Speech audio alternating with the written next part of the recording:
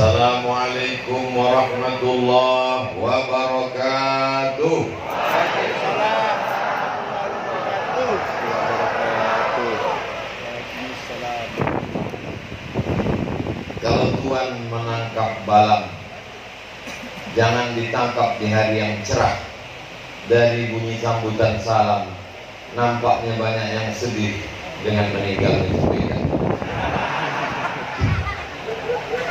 Apa kabar semua jamaah, sehat? Alhamdulillah. Alhamdulillahirabbil alamin. Wassalatu wassalamu ala asyrafil khalqi ajma'in, sayyidina wa maulana wa syafi'ina wa zukhrina wa qurrati a'yunina Muhammadin wa ala alihi wa sahbihi wa man da'a bi da'watihi wastanna bi sunnatihi ila yaumil liqa'i rabbih. As-sadatul habaib al-afadil wa akhussu bidzikri, tak dapat saya sebutkan satu persatu. Khawatirnya rencana di hati ingin memuliakan para habaib, salah sebut malah kurang adab. Habib sebelah kanan Habib Umar Abdul Aziz, Habib sebelah kiri Habib Umar Al-Munawwar. Al-habaib, guru kita semua, insya Allah dipanjangkan Allah umur mereka sehingga kita mendapatkan barokah dari zuriat Rasulullah Sallallahu Alaihi Wasallam. Man lam yashkurin nas lam yashkurillah. Orang yang tak berterima kasih pada manusia tak bersyukur kepada Allah. Terima kasih tak terhingga kepada Sayyidi Al-Habib Mahdi bin Syihab yang membawa saya ke Lahat, ke Pali, berkeliling Sumatera Selatan, dan akhirnya dibawa ke Maulid Ishrin. Kalau memang sudah tertulis di Lauhul Mahfuz, maka tidak akan pergi kemana-mana seperti Sulaiman dengan Fatimah. Habib Umar Al-Munawwar merasa susah untuk menyebutkan nama Al-Fakir Abdul Somad yang panjang tadi. Saya bilang kalau saya di Sumatera Selatan cukup dipanggil UAS saja, Ustaz Abdul Somad. Dan dulu pun ketika Al-Fakir pulang ke Riau, memang tidak pakai panjang-panjang Habib, cukup dipanggil Ustaz Abdul Somad saja. Adapun ide membuat titel panjang-panjang itu adalah, maaf mungkin cakap ini kurang sopan, ada koran di Riau. Koran ini isinya di halaman belakang banyak ustad, tapi jual obat kuat, jual minyak lintah, macam-macam. Jadi khawatir jamaah ini tak bisa membedakan mana ustad tukang jual obat, mana ustad yang mengajarkan agama. Nah itulah maka dibuat ujung itu supaya membedakan itu saja. Adapun di Palembang insya Allah, karena saya berjalan dengan Ustaz Ali, berjalan dengan Habib Mahdi, insya Allah jamaah sudah kenal, sudah baik. Jadi tak perlu lagi disebut yang panjang-panjang itu. Kalau dituliskan di kartu nama mungkin bisa sebesar amplop. Kalau dituliskan namanya di dada bisa sampai ke ketiak. Maka cukup dipanggil Ustaz Abdul Somad saja. Insya Allah kita pun nanti akan berhadapan dengan Rasulullah Sallallahu Alaihi Wasallam, dibawa dengan nama yang kita dipanggil, ditasmiyah oleh para alim ulama dan para habaib. Hadirin hadirat yang dimuliakan Allah Subhanahu Wa Taala, kalau ada ular piton yang besar, yang kokoh, yang gagah, yang kuat, yang bertenaga, yang berotot, untuk menghabisinya mudah saja, potong kepalanya, habis. Kalau ada singa, raja hutan, gagah perkasa, berotot, cengkeramannya kuat, suaranya menggelegar, untuk menghabisinya mudah saja, potong kepalanya, selesai. Begitu juga dengan umat yang hebat, yang besar, yang kuat, yang raksasa ini, untuk melemahkannya mudah saja, potong kepalanya, jauhkan dari badannya. Kepala umat ini adalah Sayyidina wa Maulana Muhammad Sallallahu Alaihi Wasallam. Bagaimana cara menjauhkan umat ini dari kepalanya, dari induknya? Bagaimana cara menjauhkan umat ini dari Nabi Muhammad Sallallahu Alaihi Wasallam? Cara yang pertama, ragukan hari kelahirannya. Dari kecil kita sudah diajarkan melalui lagu nasyid. 12 Rabiul Awal jatuh pada hari Isnin, Nabi Muhammad dilahirkan. Kecil kita sudah diajarkan lagu itu. Masuk ibtidaiyah begitu juga diajarkan. Masuk ke pesantren juga diajarkan bahwa Nabi Muhammad SAW lahir pada tanggal 12 Rabiul Awal, hari Senin. Sekarang diceramahkan di YouTube, di TV, di majelis. Mereka ingin supaya kita ragu tentang kelahiran Nabi. Ternyata Nabi Muhammad tidak lahir tanggal 12 Rabiul Awal. Apa ini? Taskik, meragukan, menyamarkan, supaya terlepaslah kepala ini dari badan. Tapi insya Allah usaha ini tidak akan berhasil. Kenapa? Karena setelah Maulid Arba'in dilanjutkan dengan Maulid Isrin, dilanjutkan dengan Maulid Tis'in. Setiap hari adalah Maulid, setiap hari adalah mengenang Sayyidina Muhammad Sallallahu Alaihi Wasallam. Cara yang kedua adalah ragukan tempat kelahirannya. Setiap tokoh agama di dunia ini meyakini tempat kelahiran Nabi kami di sini, tempat kelahiran Tuhan kami di sini, tempat kelahiran tokoh kami di sini. Rumah itu dari sejak zaman dulu sampai zaman hari ini diyakini umat Islam, disitulah kelahiran Nabi Muhammad Sallallahu Alaihi Wasallam. Tapi hari ini apa yang terjadi? Kalau umat Islam datang berziarah ke sana, dia akan diusir. Roh. Ditulis besar-besar, ini bukan rumah kelahiran Nabi Muhammad Sallallahu Alaihi Wasallam. Allah ingin menjaga. Kalau memang itu bukan rumah kelahiran Nabi Muhammad SAW, kenapa tidak diratakan saja dengan bulldozer? Kenapa tetap diwujudkan dalam bentuk perpustakaan? Ternyata di lubuk hati mereka yang paling kecil masih mengakui disinilah kelahiran Nabi Muhammad Sallallahu Alaihi Wasallam. Ragukan tanggal kelahirannya, ragukan tempat kelahirannya. Cara yang ketiga, katakan ayah dan ibunya sekarang sedang berada di neraka jahanam. Tulis di YouTube, nasib ayah ibu Nabi, enter, akan keluar video si fulan. Apa judulnya? Pengajiannya adalah tentang ayah dan ibu Nabi dalam neraka jahanam. Dari kecil kita sudah diajarkan bahwa ayah Nabi, ibu Nabi adalah ahlul fatrah. Wa ma kunna mu'azzibina hatta nab'atha rasula. Kami tidak akan mengazab sebelum kami mendatangkan rasul. Mereka terpelihara. Tapi orang di Palembang insya Allah tidak akan termakan dengan isu itu. Kenapa? Di Maulid Arba'in setiap malam mereka baca. Di Maulid Isrin dilanjutkan lagi. Bahkan tadi dibacakan Maulid itu ke telinga kita. Sayyidi Ali Al-Habsyi menulis dalam Simtub Durarnya, menulis dalam Maulidnya, bahwa dia berasal dari tulang sulbi yang suci. Di antara semua Quraisy yang dipilih adalah Abdi Manaf. Di antara semua Abdi Manaf yang dipilih adalah Abdul Muthalib. Di antara semua anak Abdul Muthalib yang dipilih adalah tulang sulbi Abdullah. Dan semua itu suci dipelihara oleh Allah Subhanahu wa Ta'ala. Kita bantah, kita hancurkan orang-orang yang menuduh. Sedangkan tetangga kita yang tak Islam pun bertanya, Ustaz Abdul Somad, ya saya ni mu'alaf Ustaz. Betul. Mak ayah saya tak Islam Pak Ustaz. Sekarang sudah meninggal dunia. Bagaimana Pak Ustaz doa saya? Kau serahkan saja mereka berdua kepada Allah. Ya Allah, emak ayahku adalah hambamu, maka kuserahkan dia kepada engkau. Itu jawaban yang saya berikan. Menjaga hati jamaah. tak sampai hati saya mengatakan, Pak Ustadz, mak saya tak Islam meninggal, bagaimana hukumnya Pak Ustadz? Kau sabar saja ya, mereka berdua dalam neraka jahanam sedang mendidih.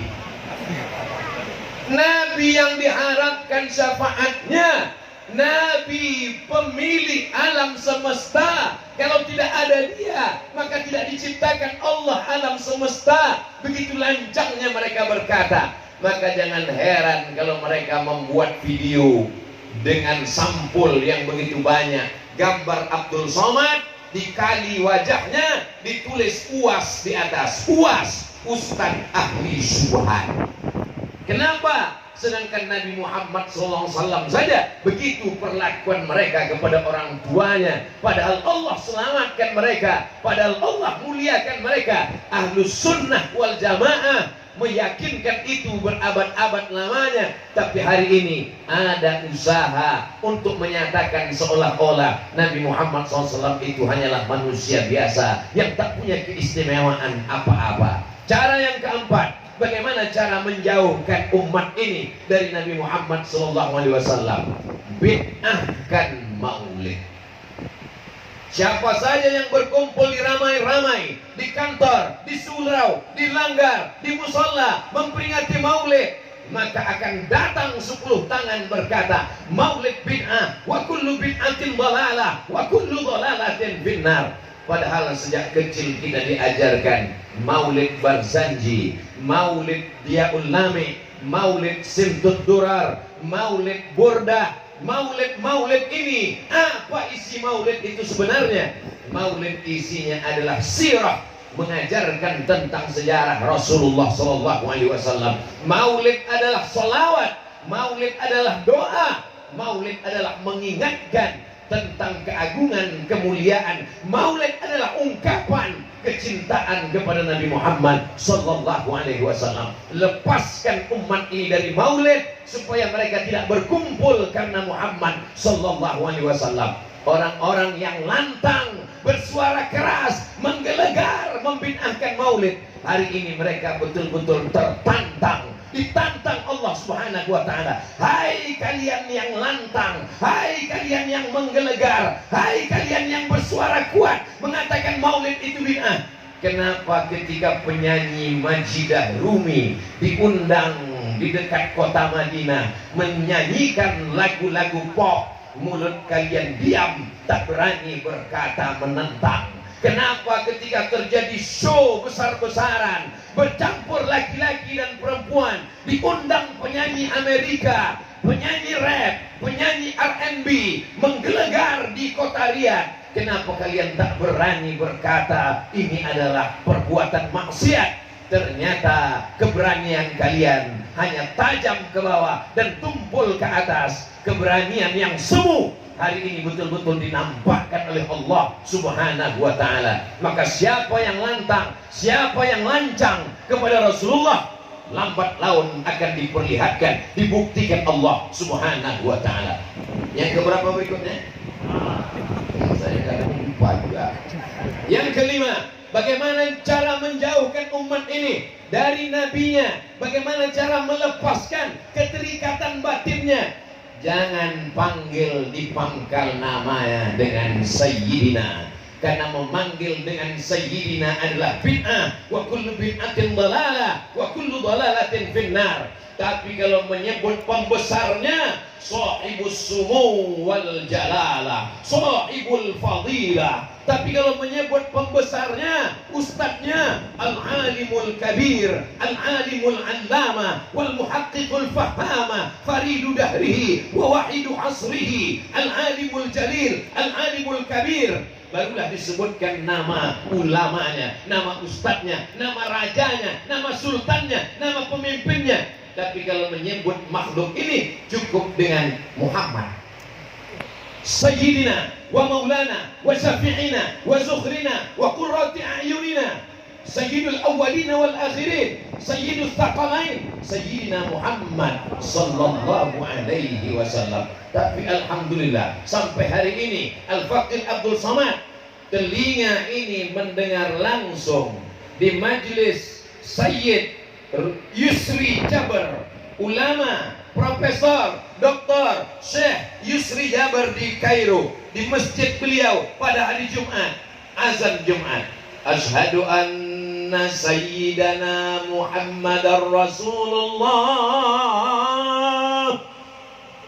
Di majelis Syekh Mahmud Said Mamduh yang menulis 7 jilid kitab At-Ta'rif bi Awhami man qassama sunan ila sahih wa dhaif. Ternyata hadis-hadis yang didhaifkan oleh Albani, dhaif. Apa kata Syekh Mahmud Said Mamduh? Qultu bal sahih bi jami'i syawahidihi wa mutabi'ihi. Ternyata dia mengkaji satu hadis, satu sanad, dapatnya illah, dikatakannya dhaif, padahal hadis itu syawahidnya banyak, mutabaatnya banyak. Setelah diteliti ternyata hadisnya sahih, bukan 1, bukan 2, bukan 3 hadis, 7 jilid. Satu jilidnya 500 halaman, 7 jilid 3.500 halaman. Silakan baca kalau tak percaya. Allah Ta'ala ingin menunjukkan. Maka kalau saya berceramah, jangan heran saya sebutkan Allahumma salli ala sayyidina wa syafi'ina wa zuhrina wa maulana wa qurrati a'yunina sayyidul awwalina wal akhirin sayyidul thaqalain sayyidina Muhammad sallallahu alaihi wasallam. Sampai hari ini kalau Abdul Somad ceramah belum pernah ada protokol memanggil. Berikut ini mari kita dengarkan tausiah dari Somad. Belum, tapi baru di majelis Isrin inilah yang paling lengkap dan sempurna. Al-Mahfuz, yang dipelihara dan terjaga Abdul Somad. Didoakan dalam panggilan nama, bukan sekedar nama saja. Nabi Muhammad SAW mau dikecilkan, dikerdilkan, tak boleh dipakai Sayyidina di pangkal. Siapa yang mengatakan Sayyidina berarti sudah berbuat bid'ah. Padahal kata Sayyidina itu beliau sendiri yang berkata, Ana Sayyidu waladi Adam. Aku adalah Sayyid, pemimpin anak cucu keturunan Adam. Innal Hasan wal Husain sayyida syababi ahlil jannah. Sesungguhnya Sayyidina Al-Hasan, Sayyidina Al-Husain, pemimpin pemuda penghuni surga. Kalau cucunya boleh dipanggil Sayyidina, kalau cucunya boleh dipanggil Sayyidina, kenapa datuknya tak boleh dipanggil Sayyidina? Kalau Yahya dikatakan dalam Al-Quran Sayyidaw wa Hasura, kalau Nabi Yahya dipanggil Sayyidina, mengapa dia yang ulul azmi, dia yang Sayyidul Ambalin wal Akhirin, Sayyidul Mursalin, mengapa tidak dipanggil Sayyidi ya Rasulullah, Sayyidina wa Maulana Muhammad sallallahu alaihi wasallam? Semakin dibid'ahkan maulid, semakin kita perbanyak maulid. Semakin dibid'ahkan Sayyidina, makin kita tambah Sayyidina wa Maulana wa Syafi'ina wa Zukrina wa Qurrati a'yunina. Sampai akhirnya siapa yang paling banyak, siapa yang paling kuat, siapa yang paling sering, dialah yang akan menang. Cara melawannya tak cukup hanya sekedar dalil, tapi terus gemborkan, terus siarkan, terus ulang. Maka dua kemungkinan, kalau kita lelah mereka akan menang. Kalau mereka yang lelah, insya Allah kita gas terus. Maulid Arba'in, Maulid Isrin, Maulid Khamsin, Maulid Tis'in, Maulid Yaum wal Lailah, sampai hari kiamat insya Allah. Allahu Akbar. Yang keenam, bagaimana cara melepaskan umat ini dari Nabi Muhammad sallallahu alaihi wasallam? Maka tak lain tak bukan adalah hilangkan kecintaan kepada Nabi sebagai Sayyidul Arabi wal Ajam. Dia adalah Arab, mau dipungkiri, mau disukai, mau tidak. Qur'anan Arabiyan, Quran itu diturunkan dalam bahasa Arab. Siapa yang mau mengingkari itu? Sampai hari ini belum pernah saya melihat ada orang membaca Quran pakai bahasa Indonesia. Kalaupun dibacanya huruf Latinnya karena tak pandai baca Arab, tetap juga bunyinya bunyi Arab, walaupun lain agak sini. Ya asin gitu. Karena A-nya 2 biji. Al-Zina, padahal Al-Zina. Karena tak pandai dia mengaji. Adapun orang berdoa sholat, Belum pernah hari ini saya mendengar ada orang sholat pakai bahasa Indonesia. Itu belum ada lagi. Belum ada lagi orang sholat pakai bahasa Indonesia diterjemahkannya ke bahasa yang dia mampu. Inna sholati, my praying, wa mahyaya, my life, wa mamati, my die, lillahi ta'ala, for you, oh my God. Ta'ala, dia tetap berkata inna salati wa nusuki wa mahyaya wa mamati lillahi rabbil alamin. Belum pernah lagi ketika sholat rasanya sudah banyaklah tempat saya sholat. Sholat saya di Sydney, sholat saya di Melbourne, sholat saya di sana. Belum pernah lagi saya dengar mereka mengatakan peace be upon you, oh all my brother. Saya sebenarnya cuma mau ngasih tahu pernah ceramah di Australia itu. Mereka yang rambutnya pirang matanya biru tetap berkata Assalamualaikum warahmatullah. Mengapa membenci dia? Karena Arab. Kenapa membenci Arab? Ini adalah salah satu untuk menjauhkan, padahal dulu mereka begitu bangganya mengikut tradisi-tradisi Arab. Orang-orang Eropa membuat rumah dengan arsitektur Arab. Orang Eropa kalau dia kaya, kalau duitnya banyak, maka dia akan buat rumah mengikut arsitektur Arab. Orang Barat yang mengikut Arab punya istilah khusus namanya mozarabik. Bahkan pakaian ini dari Barat. Bahkan pakaian-pakaian itu pun diambil dari Arab. Ketika mereka wisuda di sekolah, maka dipakaikan jubah panjang. Setelah dipakaikan jubah panjang, pakai tutup kepala di atas. Itu diambil dari universitas tertua. Kalau ada yang mengatakan universitas tertua adalah Al-Azhar Kairo, ada yang lebih tua, yaitu Zaitunah di Tunisia. Kalau ada yang mengatakan yang tertua adalah Zaitunah, ada yang lebih tua, yaitu Karawiyin di Maroko. Karawiyin di Maroko ada seorang perempuan bernama Fatimah. Dialah yang bukan yang nikah sama Sulaiman tadi. Fatimah inilah yang mendesain pakaian alumni dari Universitas Karawiyin. Kalau mereka sarjana dipakaikan pakaian itu. Lalu orang di Spanyol ketika Islam berkuasa di Andalusia, di Cordova, mereka melihat kehebatan umat Islam, mereka tiru pakaian itu. Akhirnya pakaian itu dipakai di universitas-universitas Eropa. Datang orang Indonesia yang belajar ke Barat, ke Inggris, ke Prancis, ke Jerman, mereka bawa pakaian itu pulang sampai ke negeri kita. Dikatakan pakaian itu dari Barat, padahal dari Arab. Nama pakaiannya toga.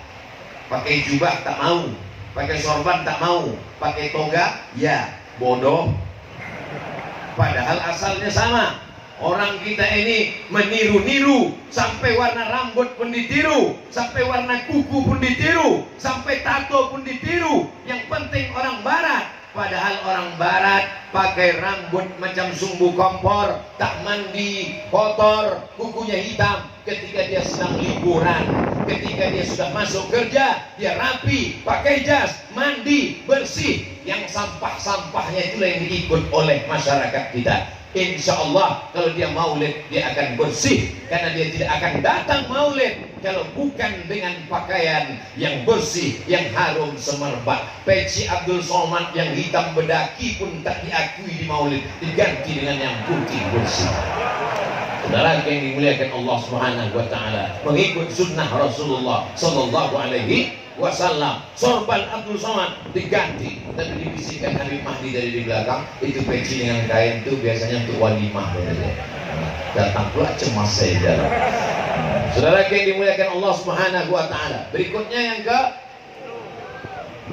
ketujuh, bagaimana cara menjauhkan umat ini setelah benci kepada Arab, tak suka kepada Arab. Arab adalah teroris, bahasa Arab bahasa radikal, bahasa penjahat, bahasa ISIS. Dijauhkan dari huruf-huruf Arab. Orang Persia tidak pakai bahasa Arab, tapi masih pakai huruf Arab. Orang Urdu Pakistan tidak bahasa Arab, tapi masih pakai huruf Arab. Orang Patani Thailand Selatan bukan orang Arab, tapi masih pakai huruf Arab. Kenapa kita malu memakai huruf Arab Melayu? Dulu Abdul Somad waktu masih kecil mau masuk SD, kata kepala sekolah, coba pegang telinga kanan pakai tangan kiri. Tak sampai, tak diterima masuk SD. Dimasukkan ke sekolah di depan rumah, namanya sekolah Arab. Belajar hanya pakai huruf Arab, tapi Arabnya Arab Melayu. Kelas 1 Arab Melayu, kelas 2 Arab Melayu, kelas 3 Arab Melayu. Muncul masalah kelas 4, tak bisa tulis Latin ABCD EEFG HIJK, hanya bisa alif bata sajim haho, huruf Arab Melayu. Alhamdulillah, setelah otonomi khusus, Provinsi Riau mendapat daerah otonomi, boleh menggunakan huruf Arab. Akhirnya di kantor-kantor, di jalan-jalan, memang kami pakai huruf Latin, tapi masih dipakai huruf Arab. Kantor gubernur pakai waw. Jalan Sudirman, untuk mengingatkan anak cucu kita bahwa dulu sebelum Belanda datang, sebelum Jerman datang, sebelum Sekutu datang, kita pakai huruf Arab Melayu. Orang Aceh menulis kitab namanya Sabilal Muhtadir. Sabilal Muhtadir disyarah oleh orang Kalimantan, namanya Syekh Muhammad Arsyad Al-Banjari. Orang Kalimantan berbahasa Banjar, orang Aceh berbahasa Aceh, tapi waktu menulis kitab mereka pakai bahasa Melayu dan bertuliskan huruf Arab Melayu. Karena kitab Sabilal Muhtadin terlalu tebal, maka diringkas tipis menjadi buku Perukunan Melayu, pakai huruf Arab Melayu. Tulis Arabnya lurus, tulis terjemahnya miring. Usolli fardhu zuhri arba'a raka'atin adaan makmuman lillahi ta'ala. Sengaja aku sholat zuhur 4 rakaat kerana Allah, makmum kerana Allah Ta'ala. Ini huruf-huruf ditinggalkan. Wahai bapak ibu yang punya sekolah Raudhatul Atfal, pendidikan TK Quran, SD Quran, bangkitkan lagi semangat huruf Arab Melayu. Dulu ketika orang Melayu masih pakai huruf Arab Melayu, dijamin 100% tidak ada satupun orang Melayu yang buta huruf Al-Quran. Kenapa? Karena mereka tahu huruf Arab. Saya bukan ingin mengajak kita kembali ke huruf Arab Melayu lalu meninggalkan ABCD. Silakan pakai ABCD. Itu Ustadz Somad, Ustadz radikal, anti bahasa asing. Kami di Maroko bukan cuma bahasa Inggris, bahasa Prancis pun wajib belajar. Siapa namamu? Komong Tutapel. Nama saya Abdul Somad, Jumapel Abdul Somad. Saya mahasiswa di Darul Hadis Institute. Je suis étudiant à Darul Hadis Etablissement. Apa kabar? Pelupa pula. Selamat ngomong Safa. Safa Biang. Selamat pagi. Bonjour. Selamat petang. Bonsoir. Aku tak bisa bahasa Prancis. Je ne parle pas français. Kenapa Ustaz bisa? Sikit-sikit aja. Wajib untuk masuk. Anak-anak Melayu bahasa Inggris, silakan. Bahasa Prancis, silakan. Tapi bahasa Arab jangan sampai kau lupakan. Hebatnya Islam. Andai Nabi Muhammad SAW hidup hari ini, anak-anak Palembang tetap bisa berbahasa dengan Nabi Muhammad SAW. Kenapa? Bahasa Al-Quran sejak zaman Nabi SAW sampai sahabat, sampai tabi'in, sampai tabi'in tidak akan pernah berubah. Karena Quran tidak pernah berubah. Quran sampai hari kiamat tidak pernah berubah. Maka bahasa Al-Quran, bahasa Arab, hurufnya terjaga. Siapa yang menjaganya? Allah. Inna nahnu nazzalna zikra wa inna lahu lahafizun. Mudah-mudahan anak-anak kita dimasukkan Allah dalam orang-orang yang menjaga Al-Quran, insyaallah. Amin. Berikutnya yang ke 8. Bagaimana cara menjauhkan umat ini? Umat ini dijauhkan dengan cara dikatakan bahwa Islam ini hanya akhlak. Islam ini hanya mengajarkan kelembutan. Islam ini hanya mengajarkan sopan santun. Islam ini hanya mengajarkan tutur baik, tata krama. Maka kalau hanya sekedar sopan santun, Semua agama mengajarkan sopan santun, tata krama, budi bahasa. Islam mengajarkan sopan santun, tapi di balik itu ada akidah la in asyrafta, kalau kau syirik, kalau kau persekutukan Allah, la yahbatanna amaluka, maka seluruh amalmu akan gugur. Sedekahmu, rumah yatim kau bangun, sedekah infak wakafmu tak bernilai di hadapan Allah. Semuanya dinilai berdasarkan akidah. Hari ini akidah di nomor sekian kan. Tak penting apa agamamu, yang penting kau berbuat baik. Tak penting apa akidahmu, yang penting kau sopan. Untuk apa kau rajin beribadah kalau kau tidak baik ke tetangga? Kata-katanya betul, ucapannya tepat, tapi menyesatkan. Untuk apa jubahmu panjang? Untuk apa sorbanmu besar? Untuk apa rajin maulid kalau kau tidak peduli sosial? Kata-katanya benar, tapi ungkapan itu adalah kalimatul haq urida bihal batil. Yang diinginkan adalah kebatilan. Islam ini isinya 3: akidah, syariah, dan akhlak yang tergabung dalam satu hadis. Iman, Islam, ihsan. Iman, Islam, ihsan.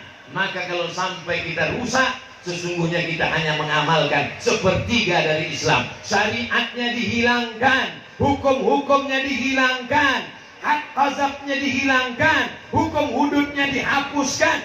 Kita akan dituntut di hadapan Allah Subhanahu wa ta'ala. Kalau Abdul Somad mati, Abdul Somad ditanya, hai Abdul Somad, sudahkah kau ceramahkan? Sudah ya Allah. Apakah mereka amalkan? Aku tak tahu ya Allah, karena setelah itu aku pun kehilangan tenaga, lemas, tertidur.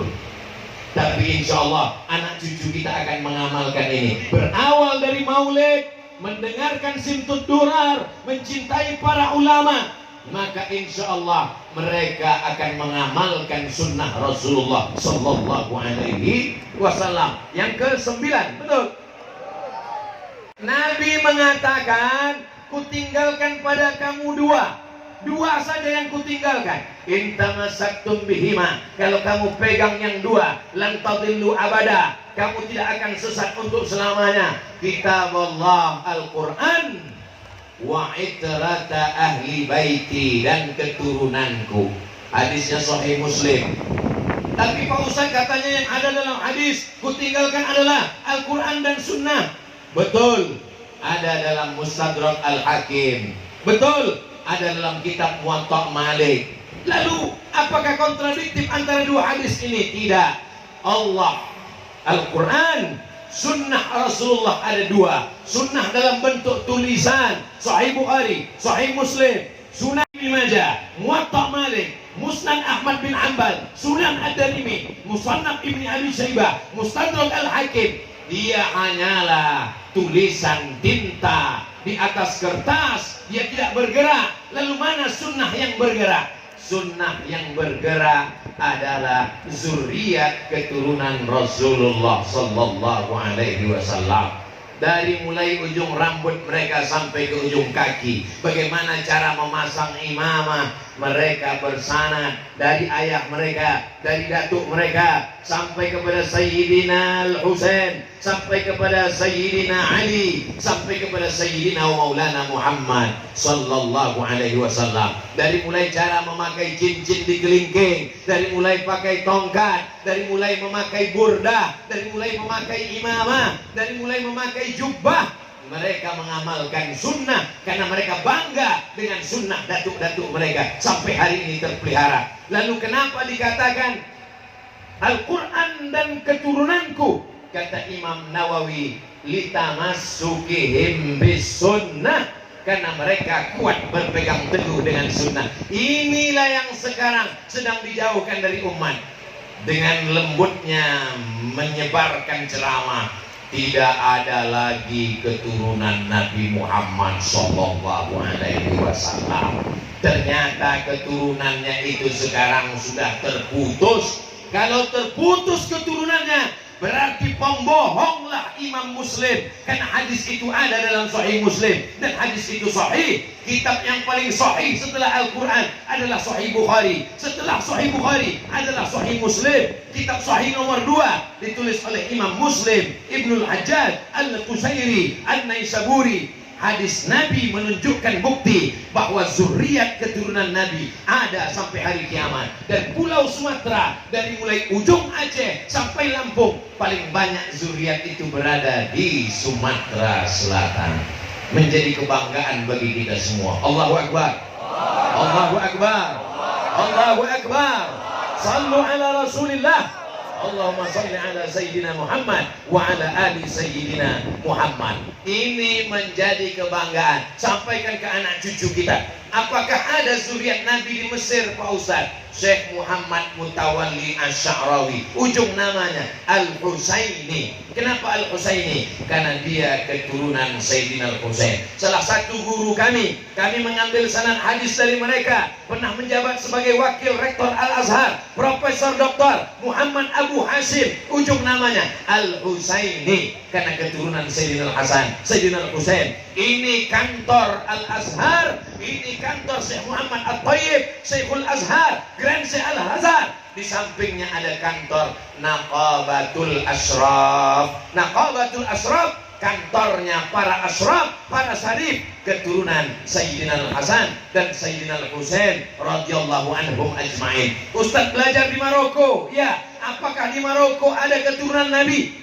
Makanya orang yang ceramah mengatakan tak ada keturunan Nabi ini kurang piknik. Jalan-jalannya kurang jauh. Cuman baru sampai kampung Melayu. Pergilah kalian ke Maroko. Ibu kota Maroko namanya Casablanca. Casa artinya rumah, Blanca artinya kosong. Casablanca, rumah kosong, karena catnya warna putih, tak ada warnanya.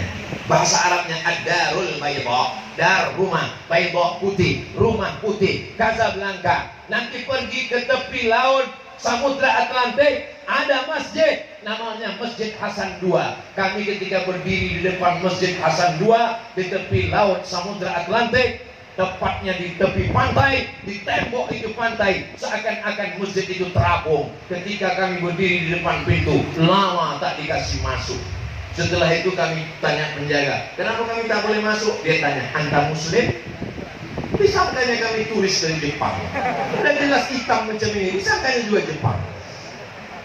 Nama saya Abdul Somad, belajar di sini. Oh, silakan masuk. Masuk kami ke dalam. Di dalamnya ada satu tiang induk. Di tiang induk itu tertulis, masjid ini dibangun oleh Raja Hasan II, anak Muhammad 5, anak Hasan 1, sampai nasabnya kepada Sayyidina Al-Hasan, anak Sayyidatuna Fatimah, anak Sayyidina Maulana Muhammad sallallahu alaihi wasallam. Raja-raja di bumi Melayu, mereka juga sebagiannya adalah zuriat Rasulullah sallallahu alaihi wasallam. Ada seorang ulama namanya Syekh Habib Usman Sahabuddin, datang ke Pekanbaru Riau menyampaikan dakwah Islam. Orangnya ganteng, ilmunya banyak, bersahaja, cahaya kenabian mengalir darah Nabi dalam badannya. Kebetulan waktu itu kerajaan Melayu namanya Siak Sri Indrapura, salah seorang anak sultan cantik jelita bernama Tengku Embung dinikahkan dengan Habib Usman Sahabuddin. Setelah itulah raja-raja Melayu Riau itu bergelar syarif di pangkal namanya. Itulah mengapa nama 3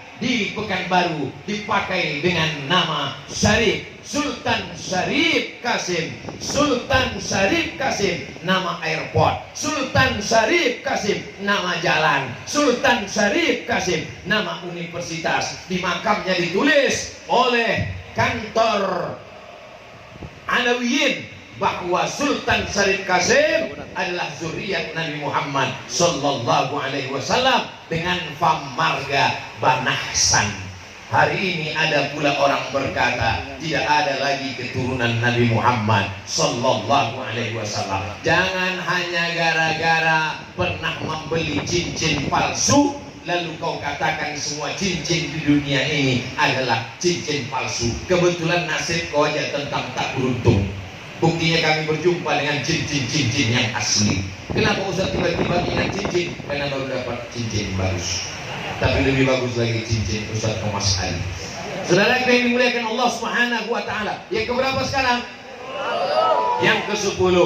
Dijauhkan umat ini dari pembacaan pengenangan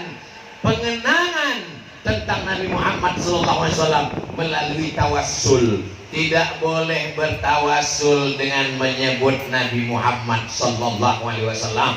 Siapa yang bertawassul, berdoa dengan Nabi, maka dia musyrik. Mereka mensyirikkan orang yang bertawassul dengan Nabi. Makanya saya sebelum berdoa selalu saya baca, Allahumma inni atawassalu ilaika bihaqqi nabiyika Muhammad sallallahu alaihi wasallam wa alihi thayyibin at-tahirin wa ashabihil mayamin wan nabiyyin was-siddiqin wasyuhada was-shalihin wal malaikatil muqarrabin wal ulama'il amilin wal awliya'is shalihin. Saya buat makin banyak-banyak supaya bolak-balik saya disirikkan. Somat musyrik, somat musyrik, somat musyrik, somat musyrik, somat kafir, somat fasik, somat mubtadi, sampai dia capek akhirnya kumat darah tinggi dan mati mendadak.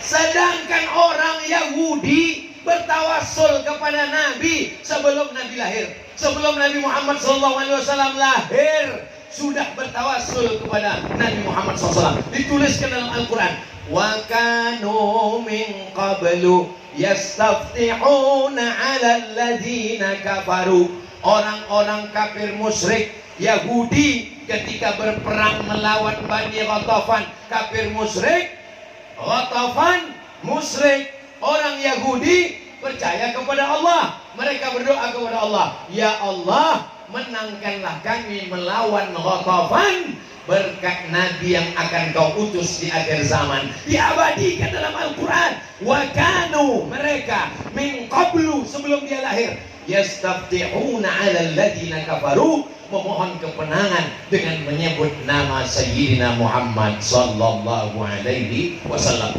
Kalau sebelum dia lahir mereka bertawassul, apalagi setelah mereka melihatnya secara nyata, setelah dia lahir, setelah dia ada di dunia, mereka bertawassul kepada Nabi Muhammad sallallahu alaihi wasallam. Kalau mau lengkap hadis-hadis tentang tawassul ini ditulis secara lengkap oleh yang mulia Sayyidi Muhammad bin Alawi bin Abbas Al-Hasani Al-Maliki, yang sanadnya bersambung.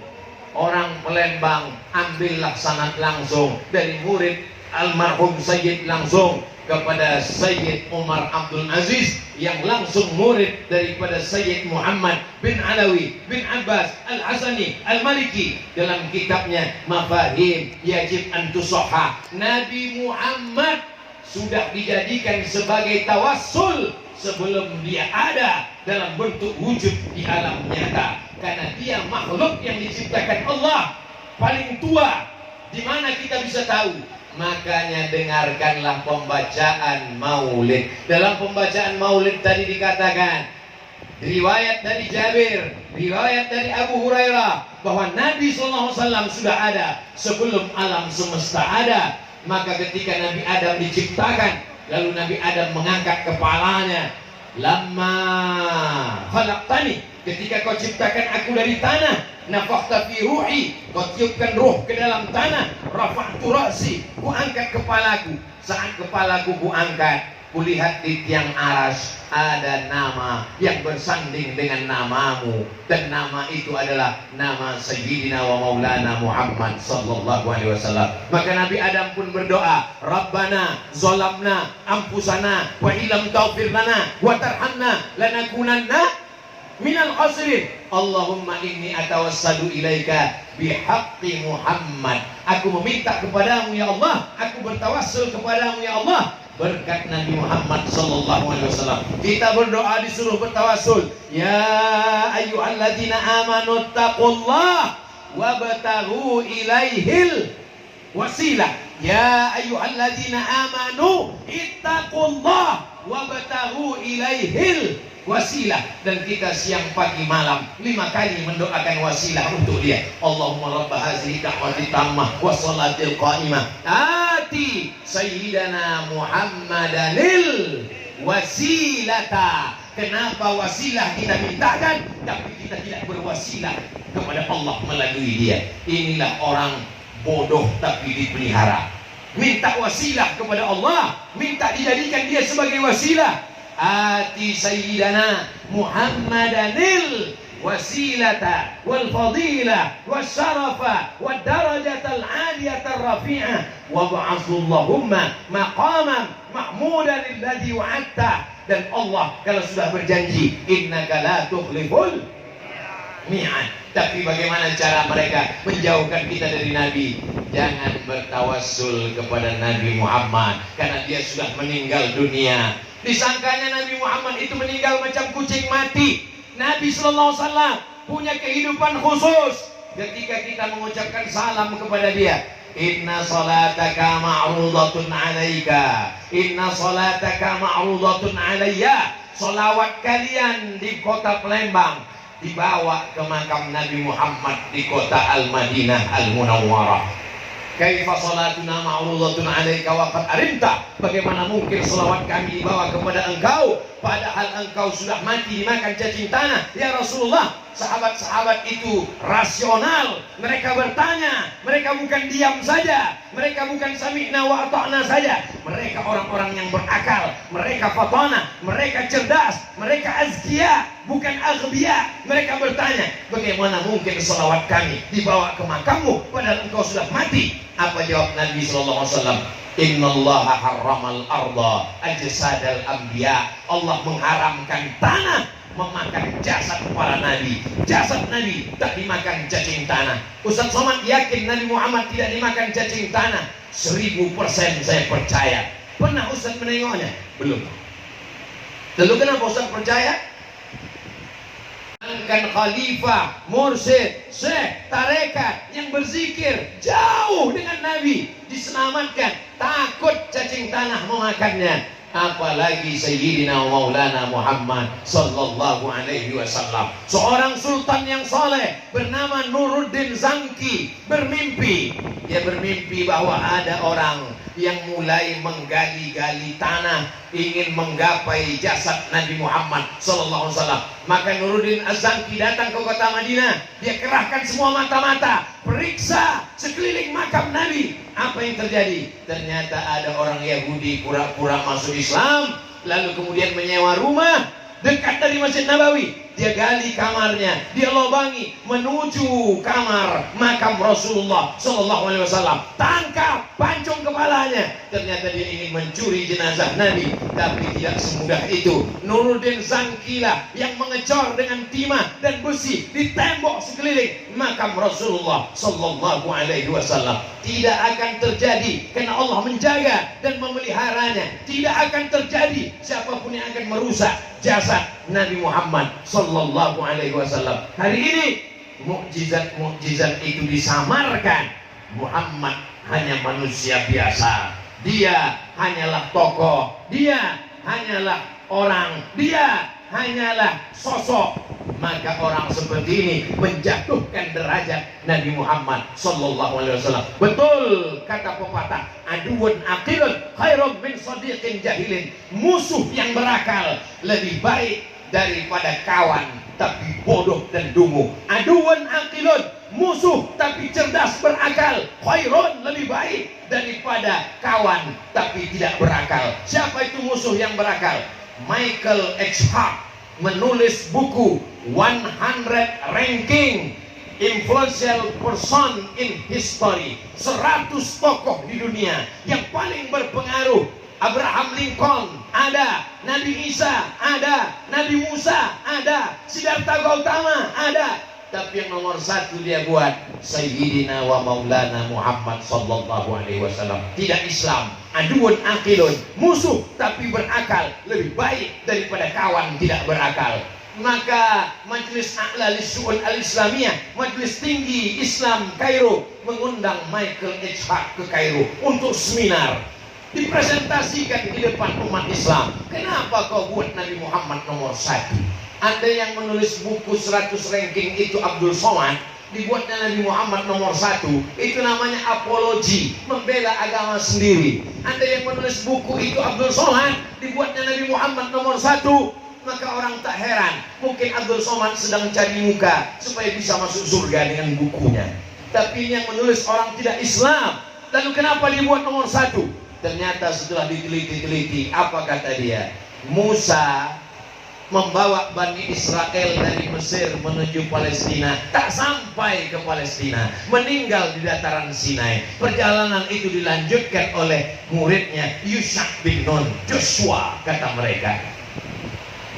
Sulaiman, bukan yang nikah dengan Zubaidah tadi.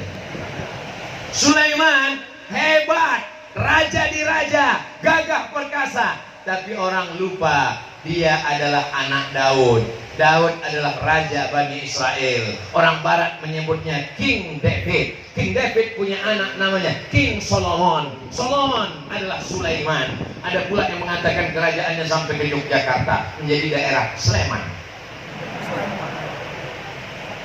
Tapi Muhammad sallallahu alaihi wasallam, sayyidina wa maulana wa syafi'ina wa dzukhrina wa qurrati a'yunina. Ayahnya Abdullah, seorang pedagang, bukan raja, tapi dia menguasai dunia. Dunia semesta dikuasainya. Dia adalah, kalau bahasa kampungnya, from zero to hero.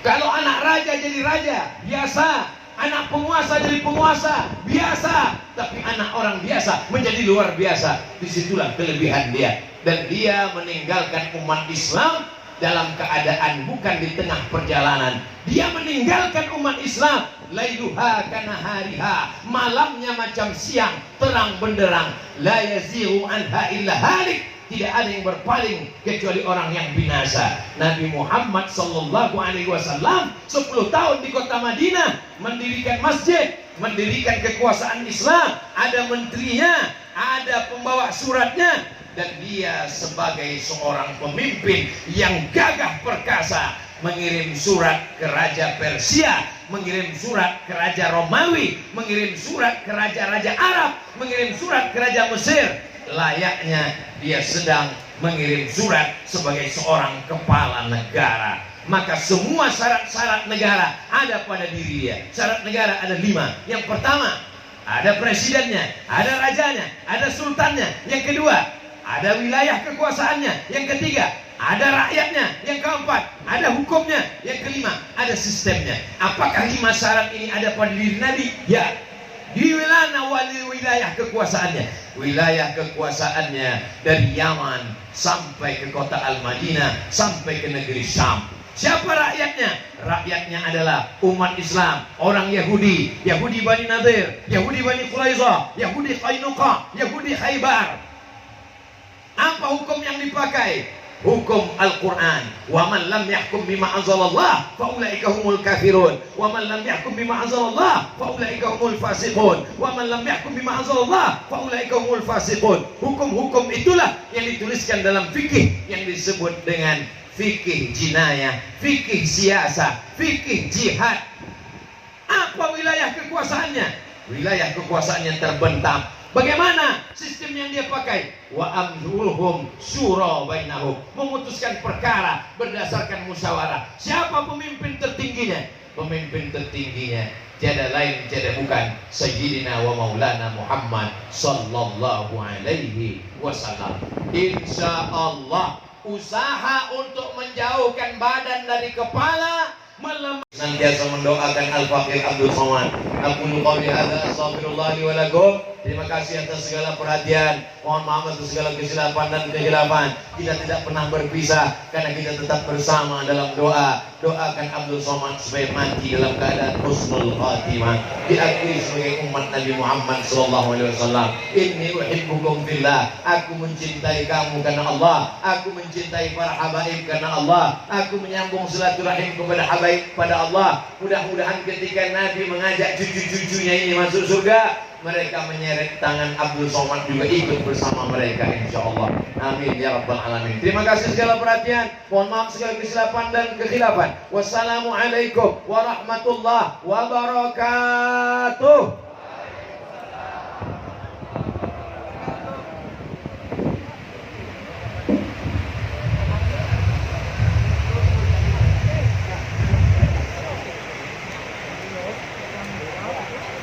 Sallu ala Rasulillah. Syukran katsiran, jazakallahu khairan jazak. Kita ucapkan terima kasih kepada Fadilatul Ustaz Abdul Somad.